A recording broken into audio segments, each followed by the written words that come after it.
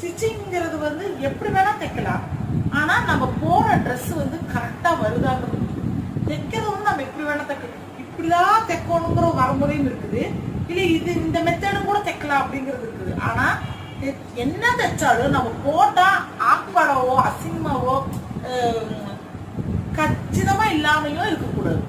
ஓகேங்களா? அதனால கரெக்டா இந்த மாதிரி இல்ல உங்களுக்கு வேற மெத்தட் வேணும்னா வேற மெத்தடு கூட தைச்சு காட்டுறேன். இது ரொம்ப ரொம்ப ஈஸிமா.